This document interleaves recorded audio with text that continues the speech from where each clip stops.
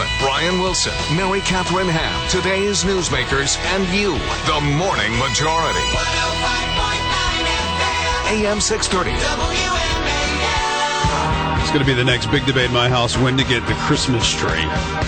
My wife would probably want to get it today, but I'm going to say no to that. Good morning. Happy Friday to you. 6:07 with the Morning Majority. Brian Neiman, Susan Ferriccio from the Washington Examiner in the house today. And for Brian Wilson, Mary Catherine still on her honeymoon. Great to be here. Thank you for coming in so bright and early. Peter Morici, University of Maryland economist, is on the phone with us now. Good morning, Peter. Good morning. Hope you had a happy Thanksgiving. It was very pleasant. Very pleasant. Very pleasant. You're not going to go out shopping today? No, I'm going to do CNN. Yeah. Which is probably the same. It's a zoo. Really, wild horses couldn't drag me out to the mall today. I'm with you, buddy. I wonder, how important is this day, this time of year, to our economy? Well, it's very important to retailers. I mean, they just don't make it if they don't do well between Thanksgiving and Christmas. And Black Friday is often, and Cyber Monday are often a particularly good indicator of how we're going to do the rest of the season. If today retailers have to discount and discount and discount to sell with not the pull-in items like flat screens, right, but, the mainstays of Christmas giving, then it's a real problem.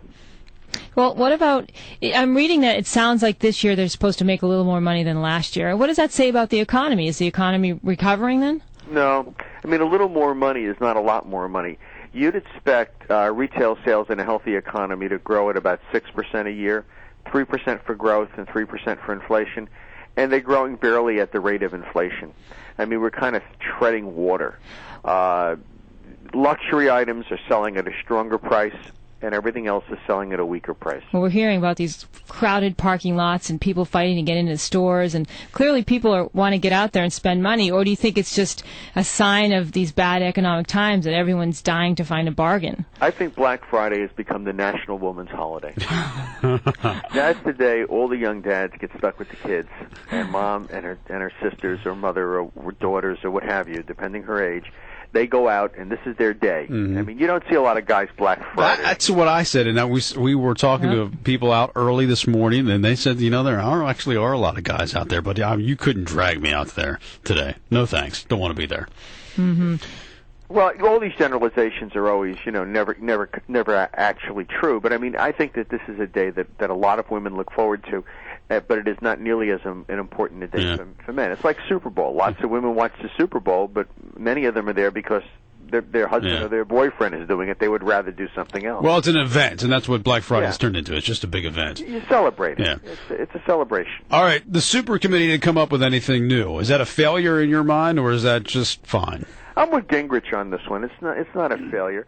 I felt that if they came up with a deal, it would be a terrible deal because the Democrats had all the leverage. Boehner really got outfoxed by Mr. Obama, because the fallback position, 50% cut in defense, well, that makes, people like Nancy Pelosi wild-eyed happy. Mm-hmm. I mean, they would just as soon have American sailors, defending the Persian Gulf in gondolas with bows and arrows. And so that, and what I find amusing is the president, behaves like he's a good Democrat on defense, but last week he was out in Asia promising to beef up our capability. And, China's going to be spending 60% as much as the United States in real terms within a decade. I still haven't found a real good primer on how much spending the military is being, how much spending is actually being slashed. About $500 billion is the base budget. Okay, but that's what I'm saying, because Rand Paul came on and said, hey, what it means is that instead of spending going up 23% over 10 years for the military, it's now only going to go up 16%. Well, but then we had inflation. What? I'm sorry. Consider inflation. 16% over 10 years is 1.6, is not even 1.6% a year with compounding. That's lowering real spending. By the way, when they talk about defense cuts, they're not talking about the war costs. Those are already assumed out in the budget projections that those are going to go away. All deployment costs are out. They're talking about the base budget.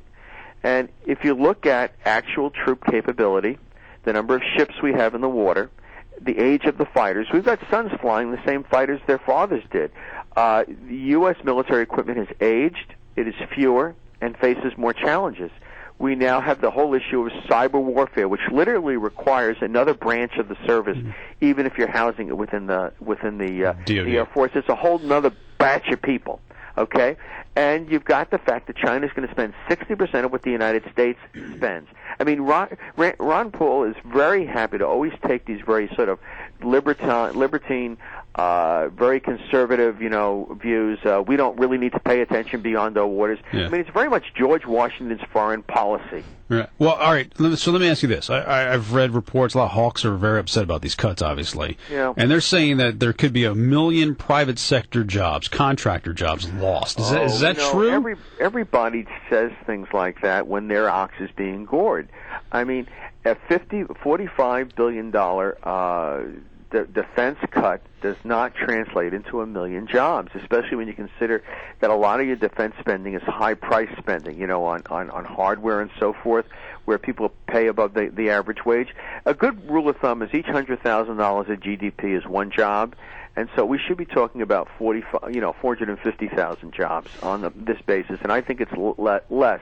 The important thing I've been trying to get out is that China's going to spend 60% of what we spend, easily. Okay, in real terms. And they have lower personnel costs than we do. And they don't have our global commitments, which means meeting them in the Pacific, where we only have one carrier group right now, is going to require substantially more capability.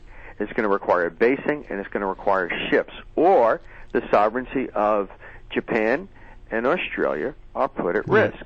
These are American security commitments.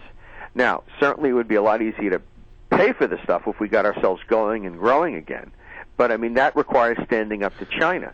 So if Mr. Obama wants to stand up to China militarily, he's going to have to stand up to them economically so he can afford it. All right, but I want to get to the point, though. Locally, all right, in the D.C. area, we have tons and tons of government contractor jobs that their sole purpose in life is to work with the federal government. I mean, if they didn't have the federal government as a client, they wouldn't have a client at all. So you've got Northrop Grumman, you've got Lockheed Martin, Boeing, and all these other defense contractors that are around here.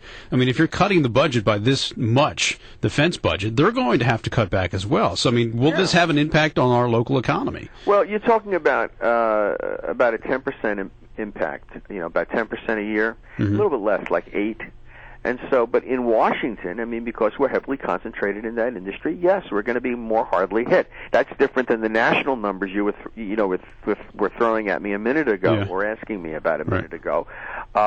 Yes, we're going to be more hard hit. It's just like Detroit. If the automobile industry swoons, the rest of us, Washington doesn't feel the automobile industry swooning, but Detroit feels it in a big way. Yes, Washington will be hard hit. Though I have to say, there are a lot of people who are defense contractors in Washington who are much like the people at the Department of Commerce. If we could just get rid of the right ones, they'd not be sorely missed. Right. For example, mathematicians playing war games and people writing about different missile going off scenarios and things like that. Look around Washington. Do you see anybody building anything for any airmen to fly? I mean, that's the stuff that really we need to worry about. We have, 25 and 30